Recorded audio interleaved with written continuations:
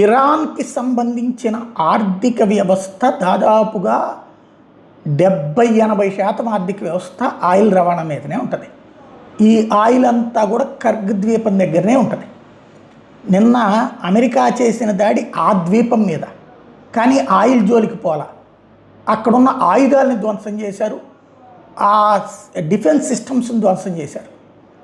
Trump ఇచ్చిన warning అదే, నువ్వు కనుక ఇంకొకసారి గల్ఫ్ దేశాల ఆయిల్ మీదకి వెళ్తే నీ ఆయిల్ ధ్వంసం చేయడం మాకు పెద్ద కష్టం కాదు అన్నటువంటి సంకేతం ఓపెన్గా చెప్పుకొస్తున్నాడు. అయితే ఇరాన్లో ఉన్నటువంటి చపల చిత్తంగాళ్ళు మా ఆయిల్ జోలికి వస్తే గల్ఫ్ దేశాల ఆయిల్ దెబ్బతీసేస్తూ ఉంటారు. తీయండి, తర్వాతన ఇద్దరూ నాశనం అవుతారు, ప్రపంచానికి ఇబ్బంది ఉంటుంది. టోటల్ ఒక 20% ఆయిల్ ఈ రెండింటి మీద నుంచి. మిగతా దేశాలు బాగుపడతాయి, అప్పుడు కొన్ని రోజులు ఇబ్బంది ఉంటుంది, తట్టుకుంటుంది. ఇప్పుడు రష్యా బాగుపడుతుంది, అప్పుడు మరింత సంపాదించుకుంటుంది. అప్పుడు పోయేదే ఉంది. భారతదేశానికి అయితే ఏ ప్రాబ్లం లేదు, రష్యా ఆయిల్ 90% కొంటాం, అప్పుడు గల్ఫ్ నుంచి కొనడం తగ్గిస్తాం, ఇంకా కొత్తగా వేరే దేశాల నుంచి కొంటాం. పోయేదెవరు?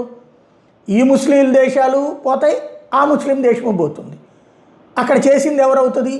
క్రిస్టియన్ దేశం చేసింది అవుతుంది. అక్కడ మతం ఉందా? మతం లేకపోతే ఇప్పుడు ఈ గొడవ అంతా ఎందుకు వచ్చింది? అసలంతా మతపచ్చంతోనే కదా ఈ వ్యవహారం అంతా నడుస్తుంది. మతపెచ్చతో యూదు దేశాన్ని నాశనం చేయాలని కోరుకుంటుంటే దానికి యూదు దేశానికి క్రైస్తవ దేశం తోడొచ్చింది. అది అసలు సంగతి, అంత మించేం లేదు. ఇక్కడ బేసిక్ పాయింట్ ఏంటి అంటే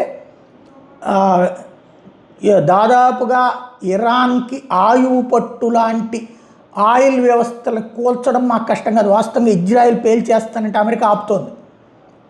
ఇజ్రాయెల్ని అంటే అయిపోతుందంతే. ఇరాన్ ఇక జీవితంలో కోలుకోలేదు. ఎందుకంటే ఇక అది ఎట్లా తయారవుద్దంటే ఓ సిరియా, ఒక ఆఫ్ఘనిస్తాన్ లాగా తయారవుతుంది. ఇక బొరియల్లోనూ కొండల్లోనూ బతకాల్సిన కర్మ పడుతుంది. ఇంకా వాళ్ళకి మట్టిలో బ్రతకడం అలవాటు మొదటి నుంచి ఆఫ్ఘనిస్తాన్ వాళ్ళకి. ఇరాన్ వాళ్ళకి అలవాటు లేదు, సర్వనాశనం అయిపోతారు. ఒకళ్ళనొకళ్ళు నాశనం చేసుకుని ఆటవికంలో లాగా బతకాల్సి వస్తుంది. అది గ్రహించాల్సి ఉంటుంది. గ్రహించకపోతే ఇరాన్ పెద్ద దెబ్బ తింటుంది.